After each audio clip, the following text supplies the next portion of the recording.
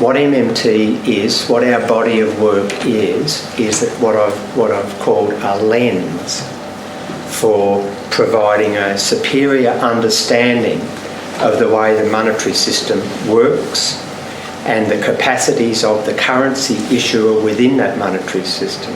A currency issuing government can always buy whatever is for sale in that currency, including all idle labour. And what it means for a start is that no politician can then tell you that unemployment is a complex issue. The government chooses the unemployment rate. And once you understand that, then you know who to hold accountable for mass unemployment. Because with one policy, they could solve that unemployment.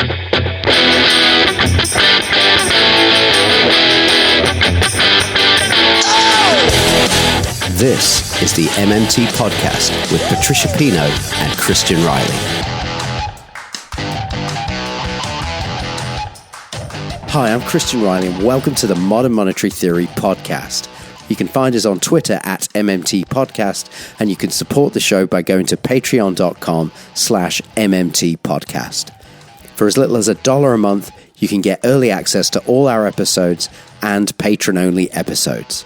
A big thank you to all our supporters so far. At the beginning there, you heard primary MMT scholar Professor Bill Mitchell in Scotland in May 2019, laying out some logical conclusions that follow for nations that issue their own currency and the policy options open to those nations. This episode follows on from episode 28, where MMT founder Warren Mosler describes how Scotland could launch its own currency, a currency which he cheekily called the kilt. Whether you're part of an independence movement or perhaps more commonly just needing to pressure your already existing government to use its already established sovereign spending power in a rational way, understanding MMT shows where currency issuing governments make grave missteps and how to remedy those missteps and solve a lot of the economic pain many across the world are in. Understanding which institutions are at the top of the currency hierarchies in our respective countries is key to understanding how we can change our situation as participants in our democracies. Just a couple of notes. During the Q&A section at the end, you will also hear responses from Warren Mosler and Dr. Tim Rideout. Tim's the English voice. If you want to see the graphs and charts that Bill refers to in this talk, you can find video of this event at mmtscotland.com and click on the videos link, and that's also where you can find video of Dr. Tim Rideout critiquing the Growth Commission's 6 tests for establishing a Scottish currency. But I think you can get the gist of most of the important points of Bill's talk from this audio. Thanks so much to MMT Scotland for staging this event. Let's go. I started this journey in a sort of weird way because when I was studying agricultural economics, Australia had a wool price stabilisation scheme because the rural lobby was very powerful and they wanted their incomes to be stabilised and to avoid the fluctuations from the variations in the wool clip. So they wanted to smooth out their income over a period. And so the federal government agreed that they would guarantee their price each year. And the way they did that was that they built these huge red brick buildings in all of our cities, big warehouses, and they're called wool stores. And that each market period, if they would come into the market, either as a buyer or a seller, depending upon the clip that was brought by the wool farmers to the market. And so when the clip was up, which would have meant an excess supply of wool relative to demand for wool by the wool buyers, the government would buy the excess wool, store it in the wool stores, and the price would be stable. So the government would take the excess supply out of the market. And when the clip was down on any year, for whatever reason, drought or disease or whatever, bushfire, these are all things that we deal with, and the market conditions meant then that there would be an excess demand for the wool, which would have driven the price up above the agreed price. The government then got the trucks out of the wool store, delivered the wool into the market to bring the price back to the agreed level. Now, I think back to, this was 1978, I was in my 4th year at Melbourne University, and I wasn't really much interested in wool. But what was going on at the same time was the government's response to the aftermath of the OPEC oil price crisis, and the response we had, as every advanced country had, was an inflation surge. Oil doubled overnight almost, and the government created. The response was austerity. And so at that period, we'd gone from a long post-war period of 2% or less unemployment to 7 or 8% unemployment. And that was what I was really concerned about. So I'm sitting there studying the wool price stabilisation scheme, and I realised that this was a full employment scheme for wool. And the same principles of buffer stocks, the buffer being sometimes the government would increase it, load up their wool stores, sometimes they would release the wool back into the market, and the buffer would go up and down depending upon the demand conditions in the private market. That was a full employment wool scheme. And the same principle then led me to write as a student about the full employment of people using a buffer stock of jobs. So that's sort of where I started, and it was nothing to do with modern monetary theory at the time, but it was a inflation stabilisation scheme. And it was quite a bit later, we in the very early days of the internet, we had an email discussion list among heterodox economists, and I was by then an academic, not a student. And Warren was sort of emerged on that list, and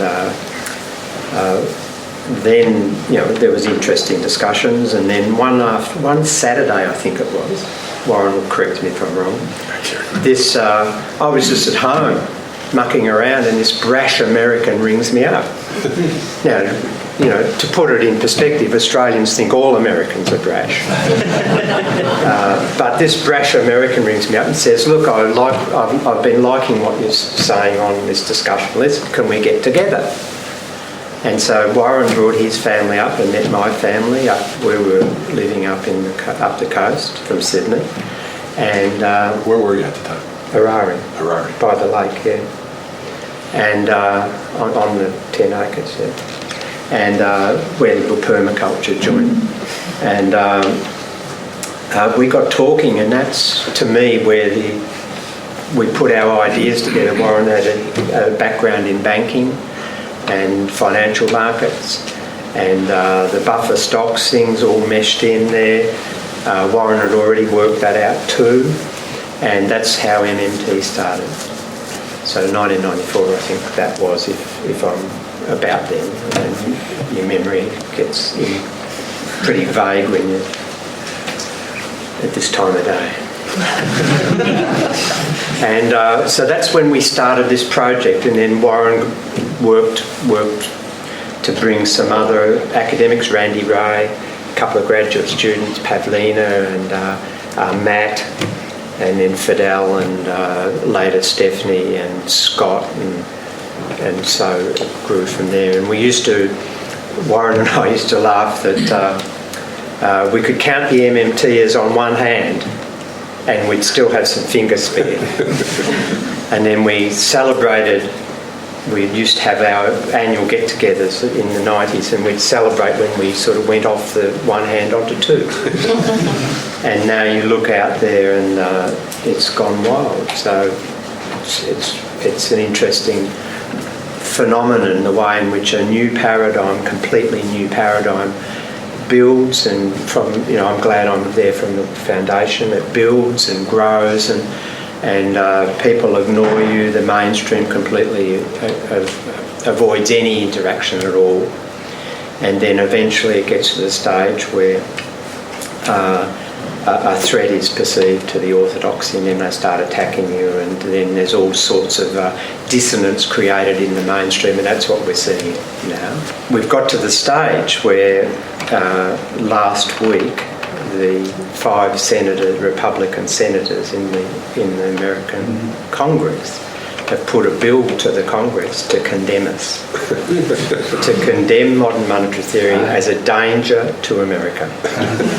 And if you go to my blog, you can download the bill and feel fantastic. And that's telling me now that the dissonance has become so great that the paranoia is now setting in. Careers are now being threatened. And so that's a little brief history. So what I wanted to do, and what the organisers asked me to do, was to reflect on some of the practical matters. And I'm sort of a pedant in the sense that you've got to get things right, otherwise things run out of control. You've got to get a new idea correctly specified, otherwise it becomes misused. And one of the things we're seeing, and this Congress bill, the draft of the bill, is MMT's dangerous. And people both on the conservative side and the progressive side, who think they've got a handle on what modern monetary theory is about, lapse into this thing, when we have MMT, when we shift to MMT, and I know there's a bias in this podium to the left, which I think is good. When we have MMT, or when we shift to MMT, it's going to be havoc or it's going to be great, depending on where you sit. And get it into your head from day one that MMT is out there now. What MMT is, what our body of work is that what I've called a lens for providing a superior understanding of the way the monetary system works and the capacities of the currency issuer within that monetary system. So out there is a monetary system. It's pretty as much the same every country. The operations of the government and the central banks are all pretty much the same. They call them different things, the accounts and what have you, but it's pretty much the same, right across cultural different variations and diversity. And what MMT is a better way of understanding that, of looking into the system and understanding it. It's not something we're going to shift to. It's just a way, a frame in which you are provided with a better way of understanding what's going on. And I have this expression that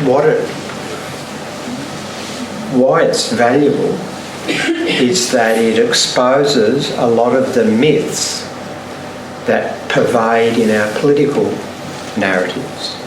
It exposes what I call the veil of ideology. And so if everybody had an understanding of MMT as I have, then a politician wouldn't be able to get up there and say, we can't do anything about 10% unemployment because we haven't got enough money. Or we can't address climate change because we haven't got enough money, we're going to run out of money. Or we can't do this because the bond markets won't lend us the money, they'll shut us down. And and politicians do that every day, and we let them do it because we're ignorant. And if everybody has an MMT understanding, then the ideology that's embedded in that statement, we're running out of money, becomes exposed. And the politician then has to have a different reason for having 10% unemployment. In other words, they've got to justify why they think that's useful, because we would all know that the government could do something about that. It's nothing to do with having not enough money. And I think that's a really powerful enhancement of our democracies to understand MMT. Now, the lens versus values bit is that really MMT is agnostic about policy. And this is a really important point to make. It just happens that the developers of MMT are relatively progressive people. But you can't say that MMT is a left project. MMT, as it stands as a body of academic knowledge, is agnostic about particular policy choices.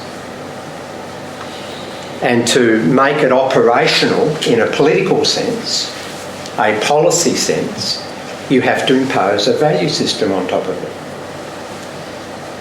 And so a right-winger who understood MMT would have a set of policies according to their values of individualism and corporate fraud and all the rest of it. Whereas a left-winger like me has another set of values, that I want good public transport, I don't want privatisation, I want public health systems, I don't want privatisation, I want good public infrastructure, I want nationalisation of transport and energy and water, and I want nationalisation of banking and all of those things. But MMT doesn't tell you that. MMT tells you what the consequences of doing things are, not what you should do.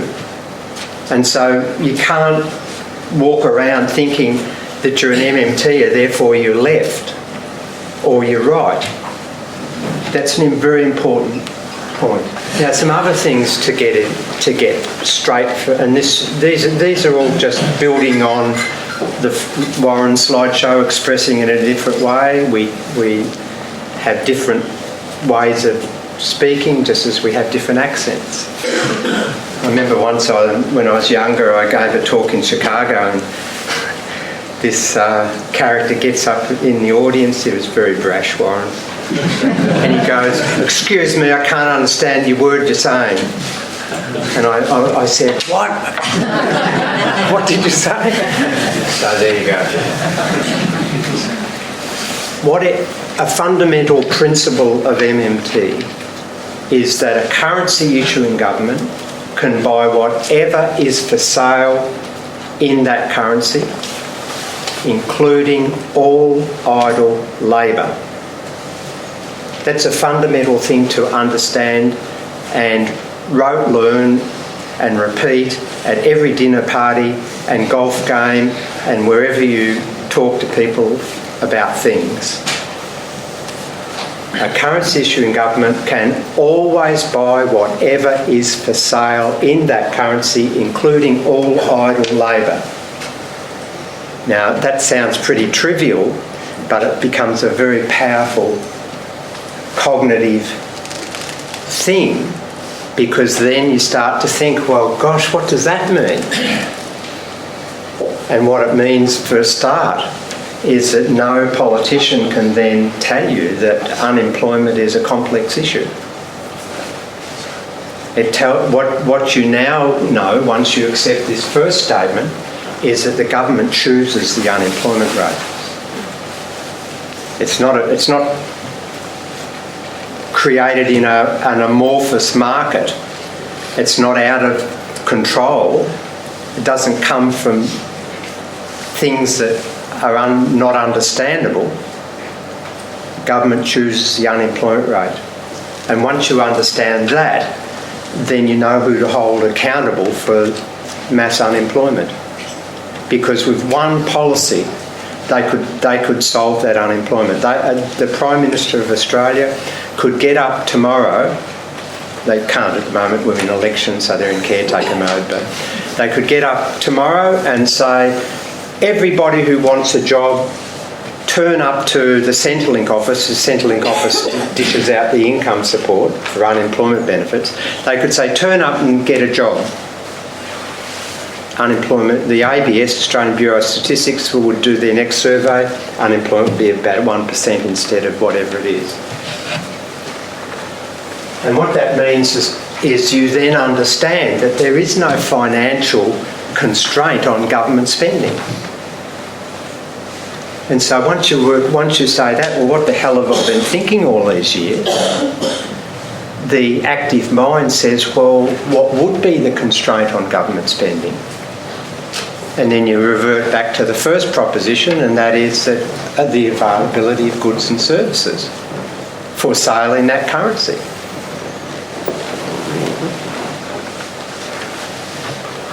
And it doesn't mean, and there's a lot of progressives very enthusiastic at the moment, and I love enthusiasm, about the Green New Deal, that we can have this Green New Deal tomorrow. Well, no, you can't.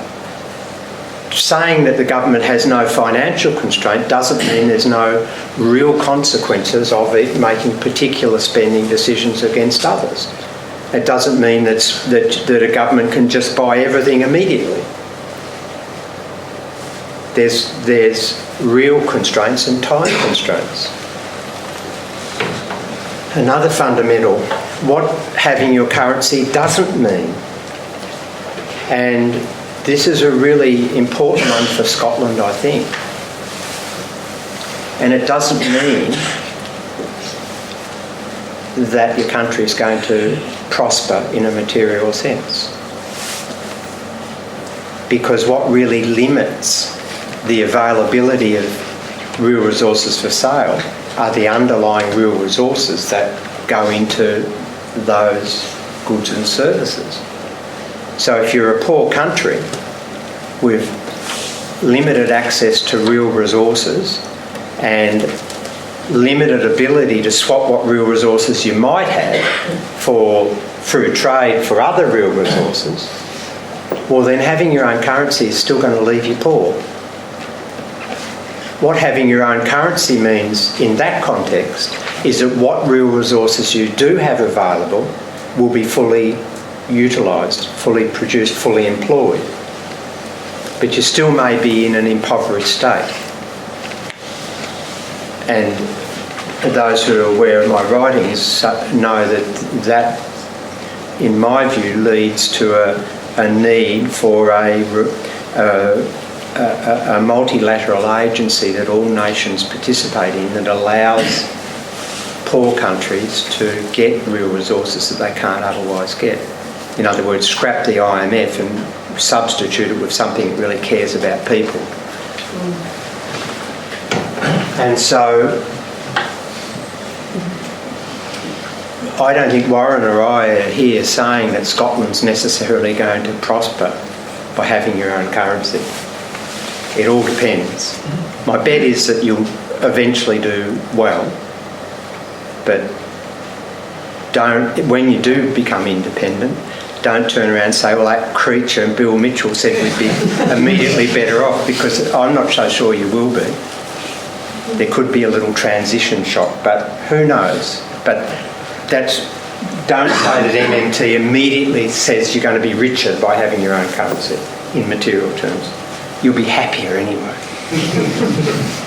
So here's a few ways the way I'm thinking about Scotland at the moment. And this is after an exhaustive examination of very poor data. Economists like me deal with national statistical agencies all the time, and the Office of National Statistics is one of the worst.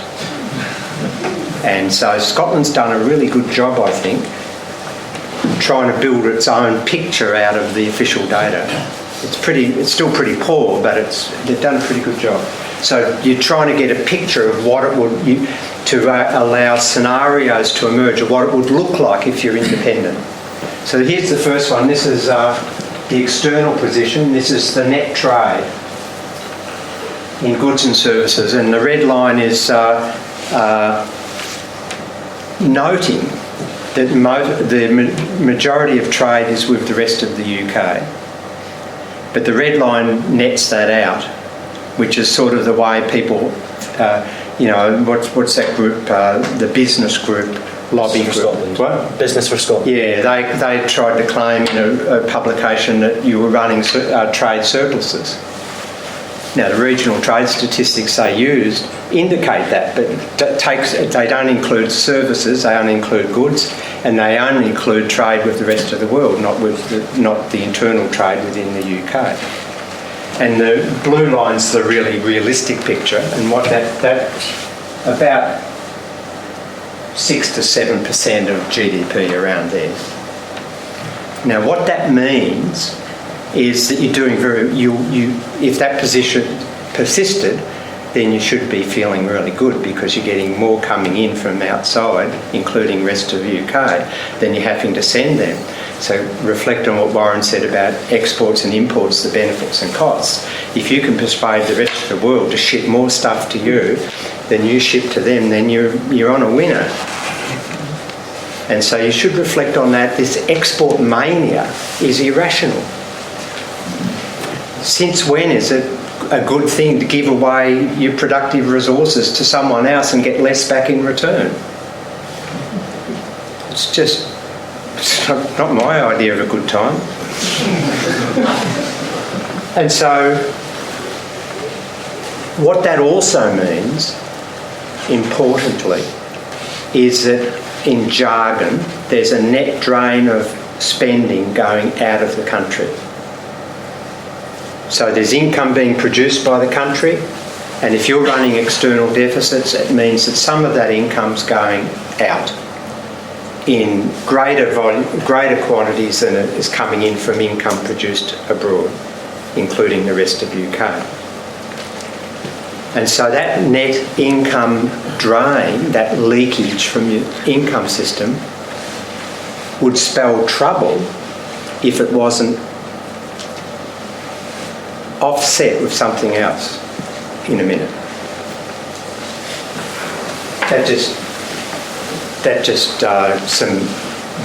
My summary of the data. The trade with the rest of the UK, Scottish trade with the rest of the UK, is about 4 times your trade with the rest of the EU. The EU is a relatively insignificant trade partner when you compare it to the rest of the UK. Okay, another thing that an MMT economist will look at is the private domestic sector, which consists of households and firms. And this is the household saving ratio. The red line's the average over this. The data that the Scottish government's been able to assemble goes back to 1998.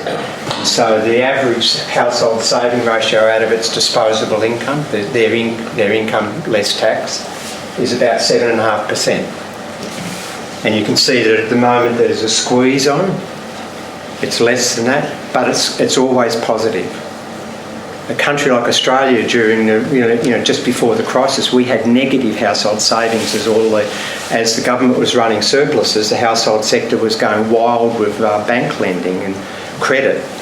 That's less apparent in Scotland, but you can see just before and I'm pointing to that in the middle of the graph for people over there. This has probably got a point of it. You can see just before the crisis, there was a squeeze on households, and then the crisis adjusted, and that squeeze is getting back on. Now, that's coming from the central government, that squeeze, because George Osborne's June 2010 fiscal statement, just after they were elected in May, started a fiscal period where they were squeezing government spending, net spending, and they were relying on households to go increasingly into debt to maintain spending growth in the economy as the government was taking it out. Now, at the time, Osborne, if you know better than me, was raving that there was going to be this, the March of the Makers, I think David Cameron talked about, this huge export boom. Well, that didn't happen. And subsequent fiscal statements from your central government have been squeezes on private sector, households particularly, and business firms to push up their indebtedness.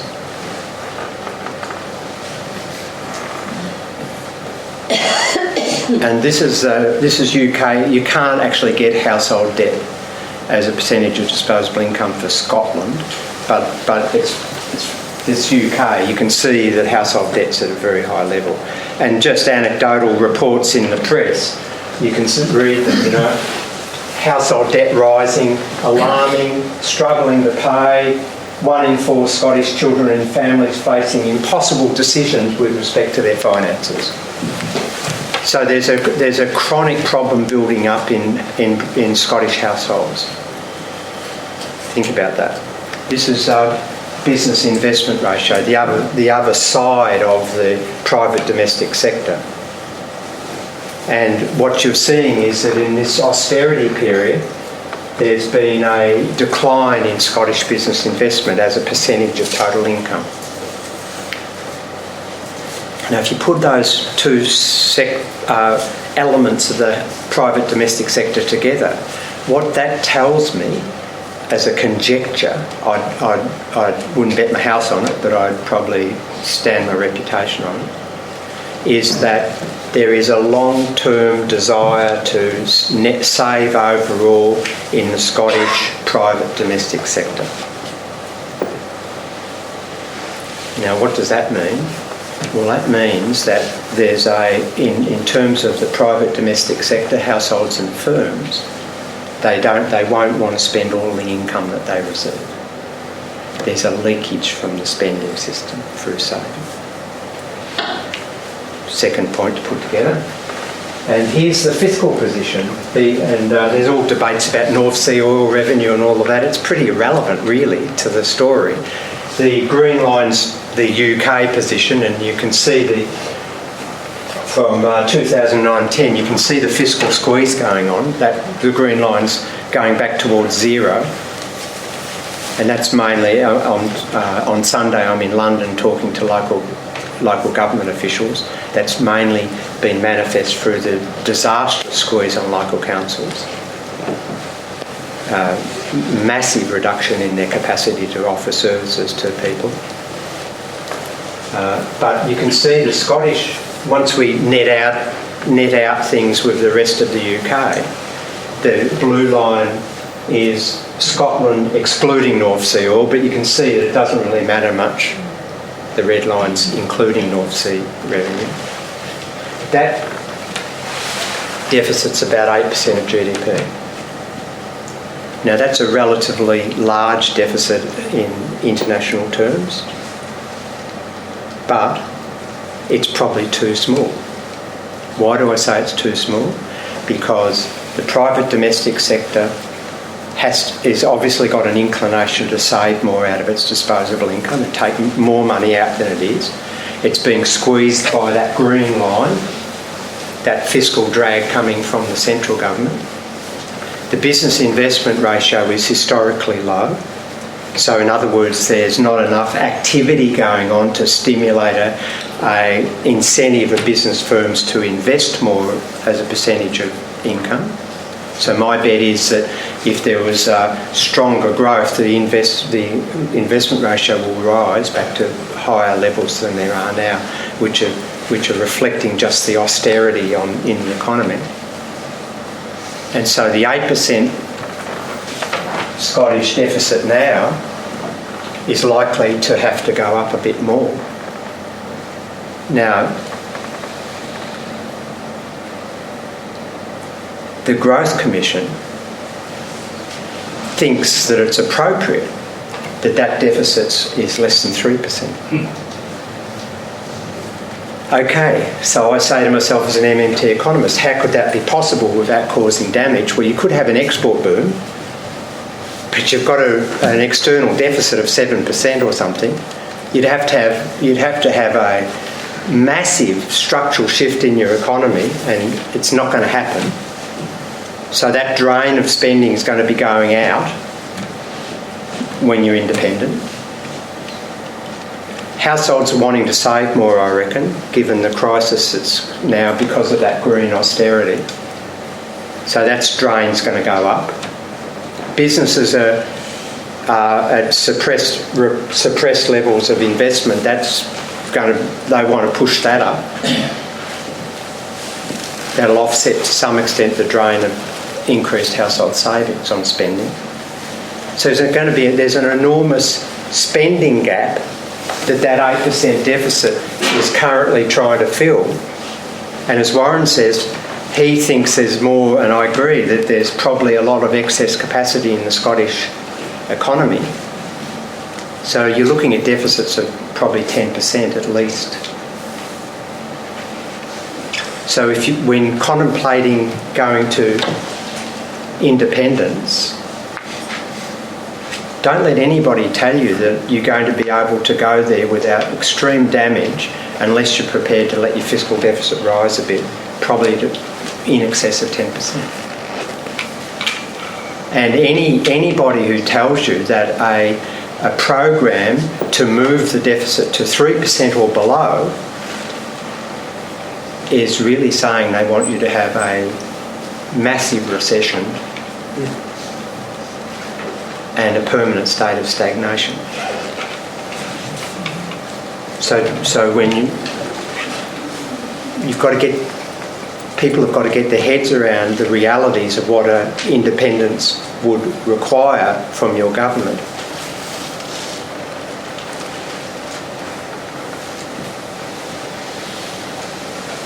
Okay, so I just want to, Tim's already done the ridiculousness of the 6 tests, which came out of, by the way, he alluded to the 3% rule. It's the Stability and Growth Pact rule in the Eurozone.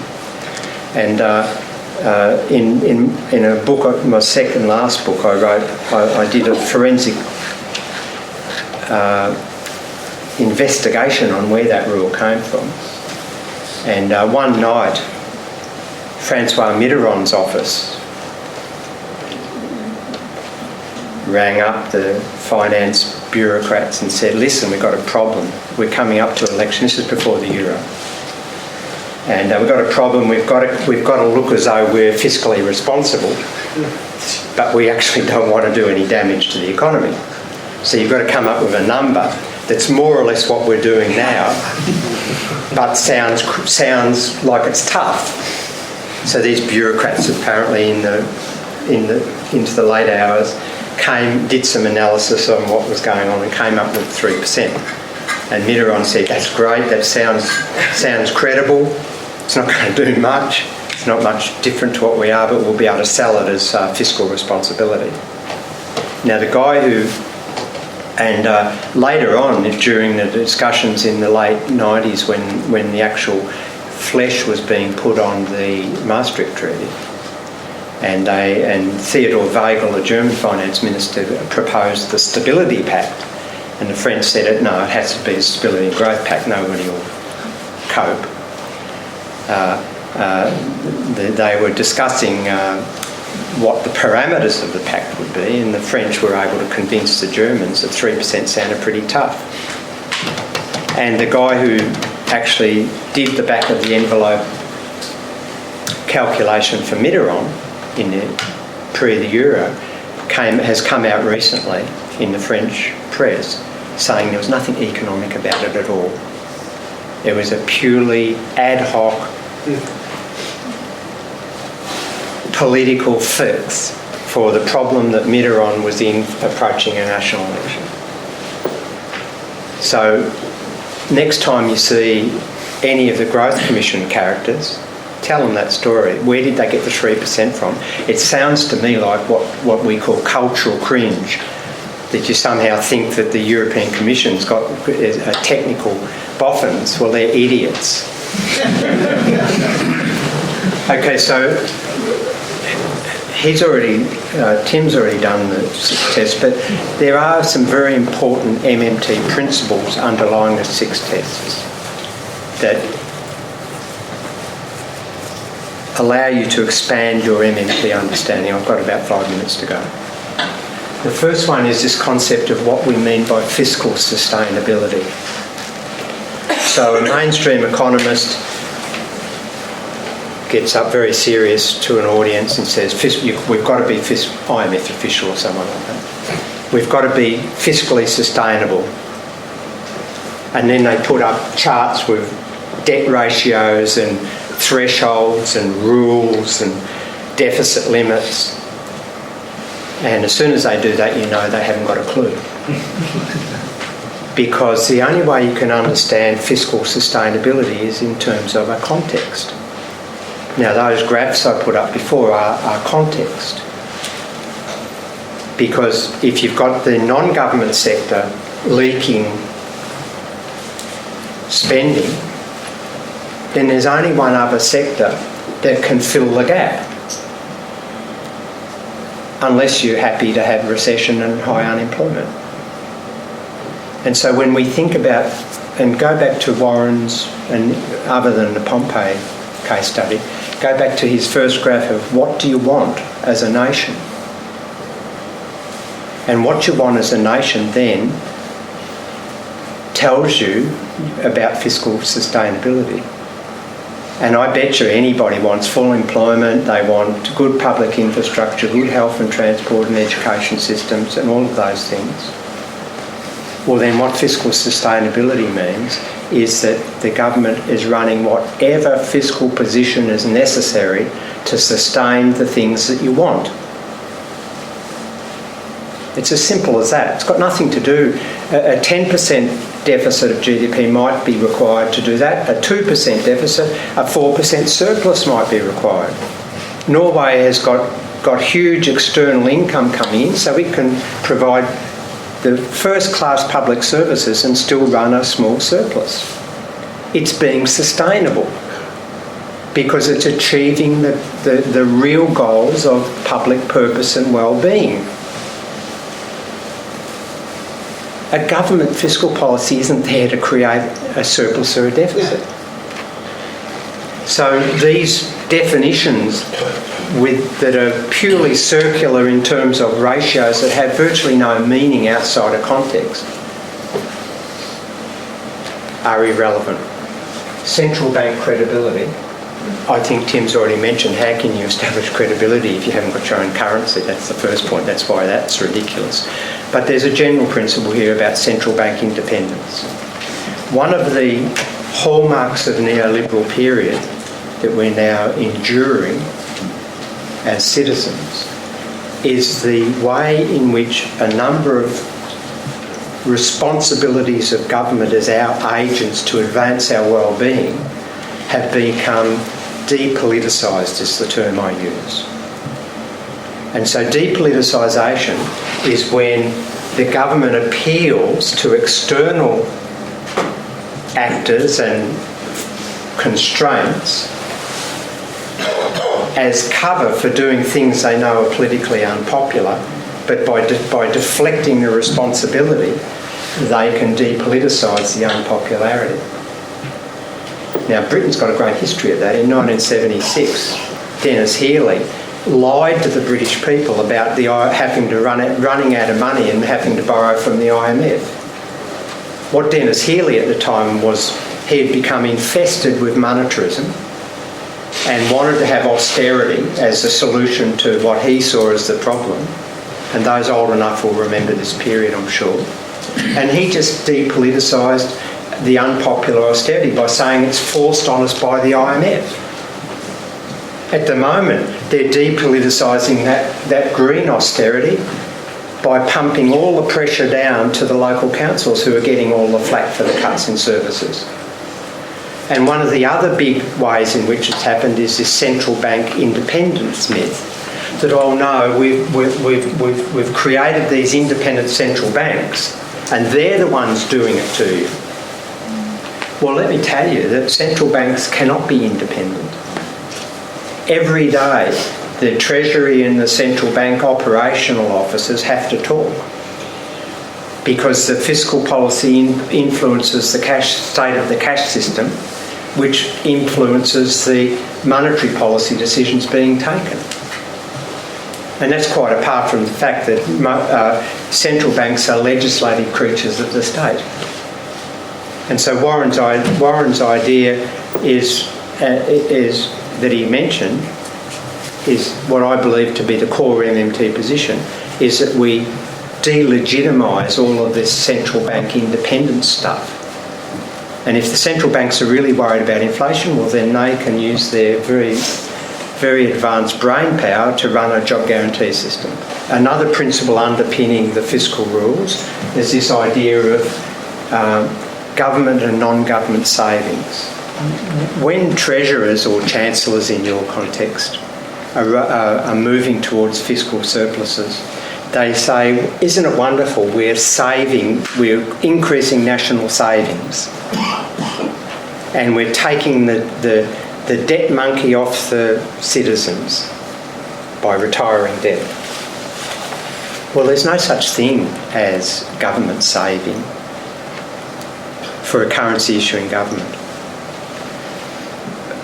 I'm a household, I'm a user of the currency that the government issues. So for me to have, relative to my income opportunities, to have higher future consumption, I have to sacrifice some current consumption. How do I do that? I save. And then I put it in the bank and I get some measly interest rate and I get higher consumption possibilities in the future. That's what we mean by saving. But a currency issuing government never has to do that because its fiscal position today doesn't limit what it can do tomorrow. The government it doesn't make any sense to save in its own currency. And the next statement is that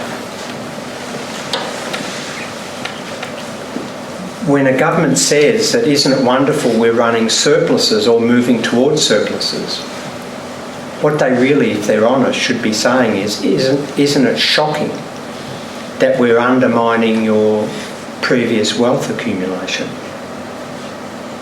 Because what fiscal surpluses do is, by definition, destroy non-government sector wealth, dollar for dollar, pound for pound, kilt for kilt. I'm not accepting that, by the way. That's his idea. Don't call it the kilt, please. So there's a dollar for dollar relationship between the government balance and the non-government balance. That's pure MMT. And if everybody understood that, a politician would never be able to claim virtue for fiscal surpluses unless there was a context to justify that. A couple more slides. Foreign currency reserves. Tim's already dealt with this very well, but what he didn't say, and it's not a criticism, we all have our own agendas, is that why the hell would you want foreign currency reserves if you've got your own currency? Because if you've got your own currency to maximise its capacity, you float it. You don't peg it. You only need foreign currency reserves if you have a peg or you're trying to maintain some fixity that the market doesn't want you to do. And the progressive people in Scotland that I've been reading are saying, gosh, we've got to have 40 billion or 30, and they're debating about how much it'll be and trying to come up with bigger figures to make it look better. It's irrelevant. And these ideas I've been reading from some Scottish commentators that we will have to immediately issue a euro-denominated loan, debt, so that we can stockpile euros. What would you do that for? That's just exposing you to default risk.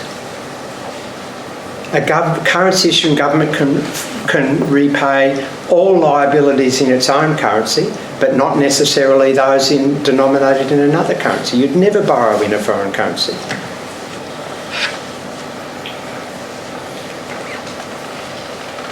Attractiveness for investors, this was one of the rules, sort of, and underlying that was the idea that investors are going to freak out if you've got your own currency. Well, I've done a lot of work around the world in different countries, and what you learn from that sort of career is that what attracts business investment is high levels of output and production and income generation, in other words, full employment, stable government with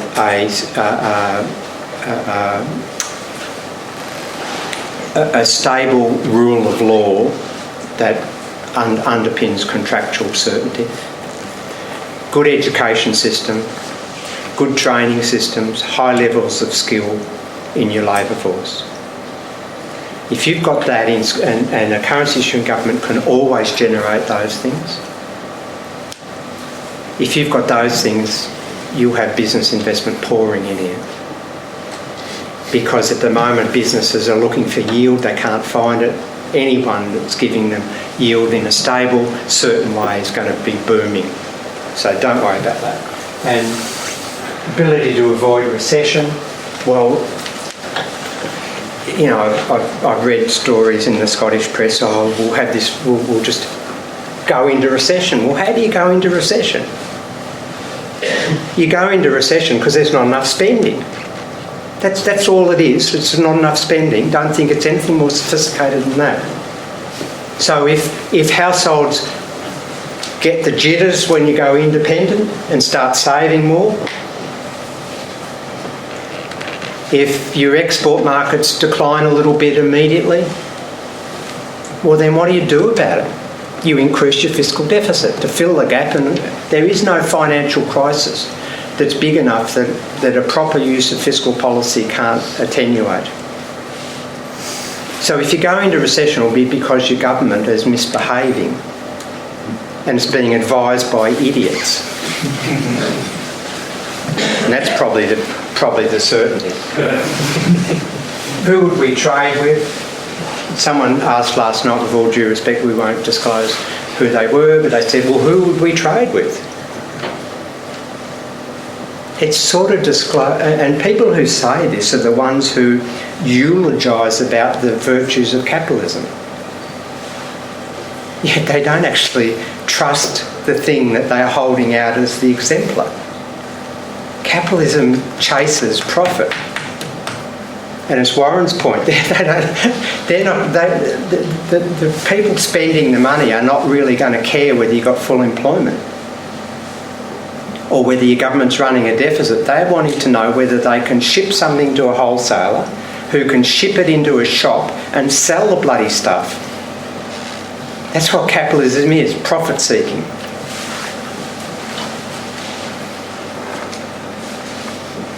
And the last few points. Exchange rate arrangements, flow. Don't consider any other arrangement at all and pressure your political parties to get over this thing of pegs or dollarisation or sterlinisation or whatever thing you want to know. British debt, Warren's covered it. Why would you want to assume responsibility for deficits that haven't been taxed in from the past in pounds? Why would New Scotland want to accept responsibility for that? But I know that all the debate is about, well, how are we going to share up the debt? Idiocy. Who owns the oil? Well, it seems obvious to me that our international rules say that it's in your continental shelf who owns the resources. And, you know, I come from a country that's absolutely shameful in its dealings with one of the poorest countries, East Timor, whose citizens during the Second World War died brutal deaths under the Japanese to defend our soldiers. What did Australia do? They tried to redefine the continental shelf between East Timor and Australia because they worked out that there were bloody oil wells on the side that they wanted to claim. Pricks. So who owns the oil? I think you've already worked it out when you divided it up between Norway and the UK at the beginning. There's some sort of geographic line, median line or something. The mapper knows it. Tim. And after independence, should the new government issue debt? Well, Warren has already told you, why would you issue debt? Debt is corporate welfare. Public debt really is what I call corporate welfare. They're too late. It gives them a safe haven when there's uncertainty in the commercial debt markets, and it allows them to benchmark price risk off a risk-free asset. And in 1996, Liberal government was elected in Australia, started to run surpluses, and by the end of the decade, they were not reissuing the debt as it was maturing. Who do you think? So the fixed income public debt markets were becoming very thin. That is, there was less debt being able to be traded. Who do you think complained about that? Anyone in the audience want to know who complained about that? Sydney's Futures Exchange, the big investment banks, Commonwealth Bank, they all complained. It didn't, and there was this massive, remember that? And there was an inquiry. And you should have read the special pleading that the financial markets put in to demand that the government kept issuing debt, even though they were running fiscal surpluses. Now,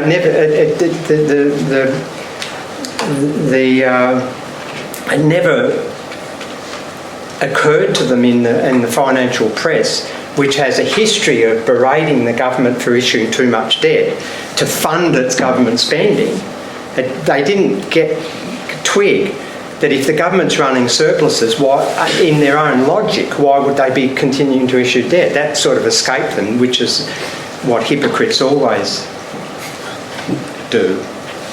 But what the Australian government agreed to, even though they ran after that increasing fiscal surpluses, they agreed with the financial markets to issue a massive amount of debt guaranteed each period. Corporate welfare. And it was the same characters who, on the public record, were berating the government for paying excessive unemployment benefits. Pricks. And the last thing I'll say, which will take about 2 minutes, is EU membership and euro. You'll destroy your country if you join the EU. You'll destroy it slightly quicker if you take the euro. And I know there's debates within progressives that, the euro isn't the EU. No, it's not. But all the euro is the most advanced form of the neoliberalism that is entrenched in the basic legal structure of the EU. So these Europhile left people that are bound everywhere, who tell everybody that, we accept that the EU's a corporate cabal, but we will reform it. We'll make it democratic. It's dreaming. They never tell you, and I'm sure a lot of you don't actually know what the treaty revision process requires. You have to get 28, hopefully 27 soon, member states to agree simultaneously. It's not going to happen. Not going to happen. And so a body that is being created deliberately and embedded from ground up within its legal structure to have neoliberal principles, single markets and all the rest of it, that is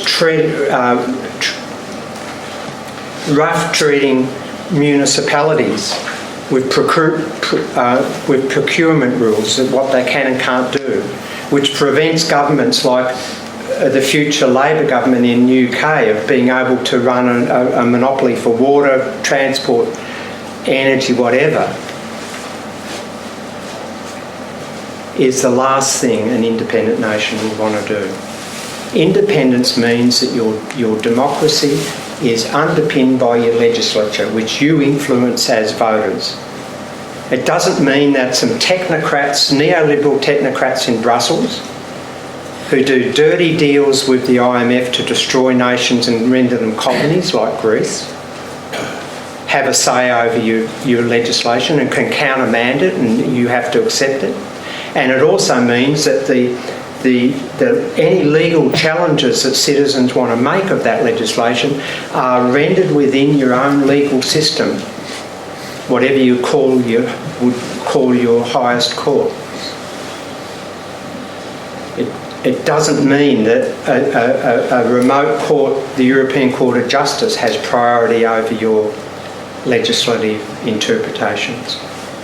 And it also independence doesn't mean that you are forced to take trade agreements negotiated by Brussels that privilege corporations through investor dispute mechanisms over the legislative power of your nation state, such that legislation that you introduce to further the well-being of your people can be overruled by you can be sued by corporations because it impinges on their profits.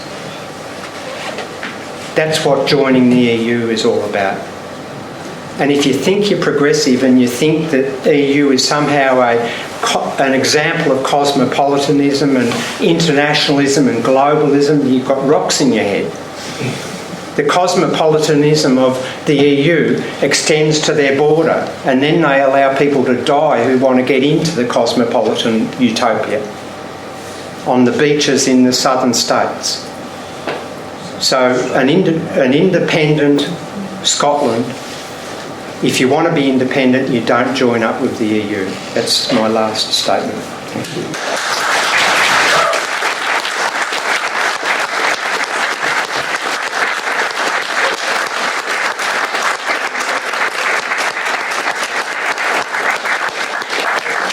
It strikes me that the major problem that we have in getting people to understand this is the conflation between the economics of a country and the economics of a household. And most people, whilst they understand the economics of a household, are getting sucked into that understanding of deficit and debt and surplus, and that whole thing has been perpetuated by politicians who know better. What we need is a major education programme to get people to understand this. How do we do that? That's what I'm doing here. Here's our latest book. This is the first MMT textbook.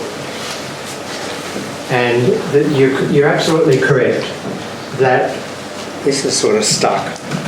You're absolutely correct that even mainstream economists play on the household budget analogy. And they want you to believe that your experience as households somehow privileges you to understand the capacities of the currency issuing government.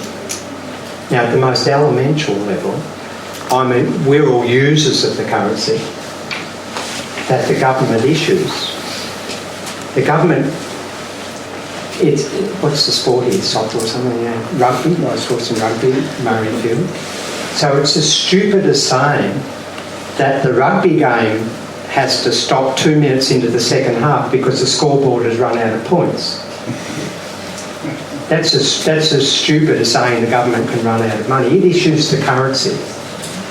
We use the currency, and each one of us has an experience of if we want to spend, we have to earn, run down prior savings, sell stuff or borrow.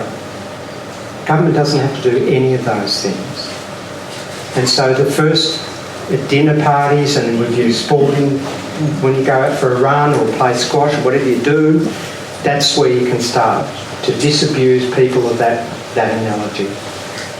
Our experience as households provide us with no understanding per se of what the capacities of the government are.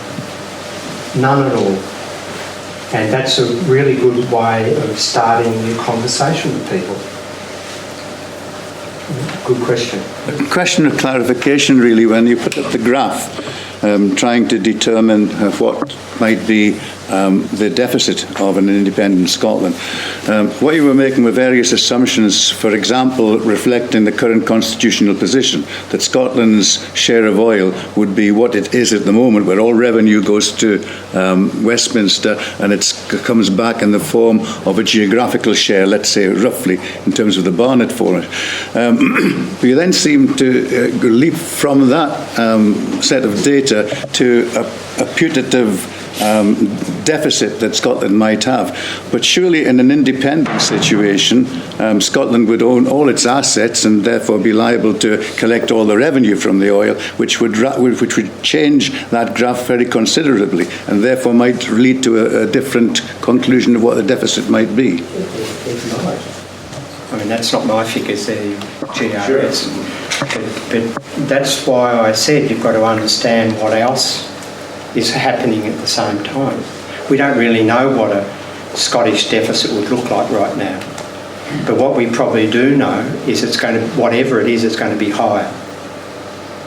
Because even if you include all the revenue that you might have if you once all these assets are ownership is reallocated, you've still got the fundamental problem that you're not going to really alter your trade position much, and you certainly got tension within your household sector to save more, not less, and you've got a suppressed business investment ratio.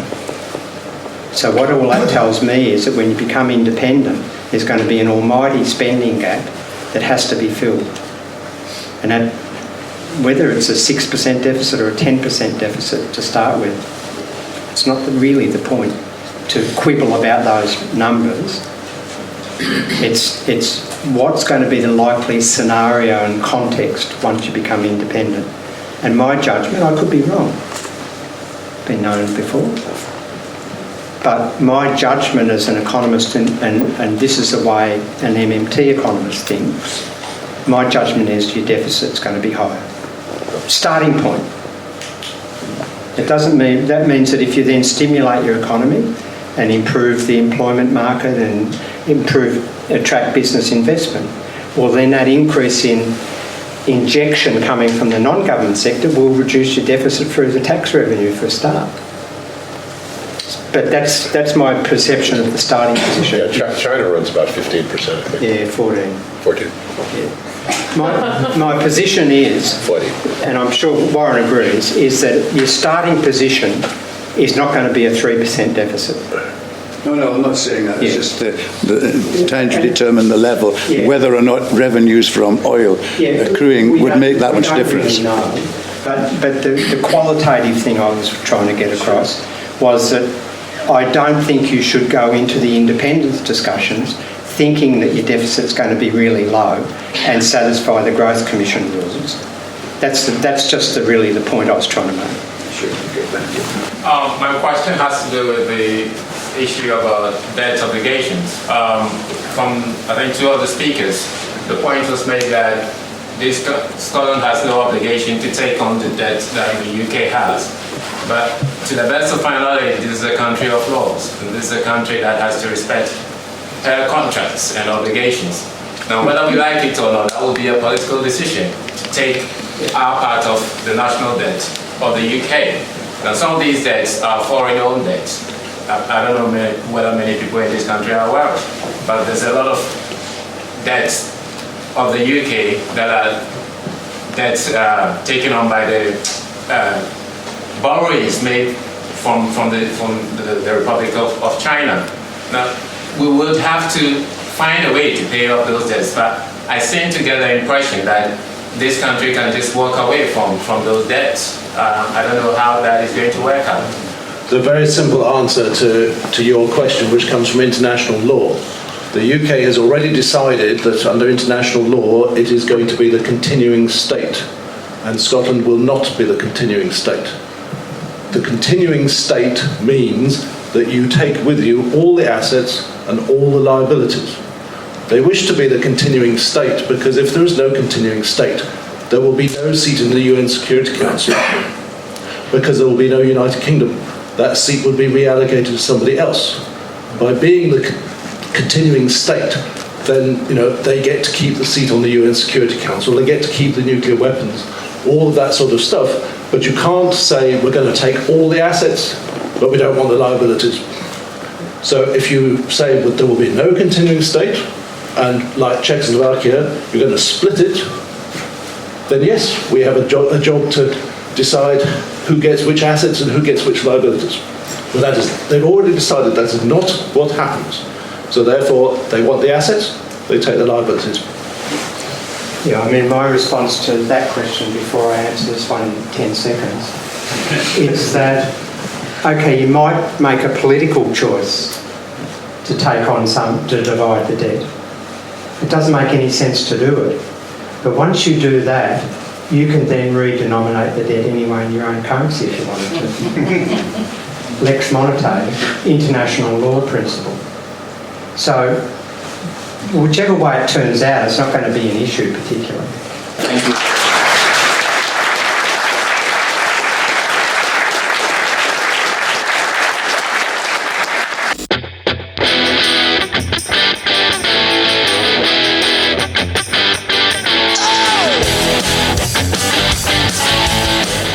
That was the MMT podcast with Patricia Pino and Christian Riley. Don't forget, you can support the show through Patreon, starting at $1 a month, and get access to patron-only episodes where we answer your specific questions. You can do that by going to patreon.com/MMT podcast. You can also find me on Twitter at MMT podcast, and you can find Patricia on Twitter at Patricia N. Pino. And you can email us at mmtpodcast@outlook.com. Thanks for listening, and we hope to hear from you.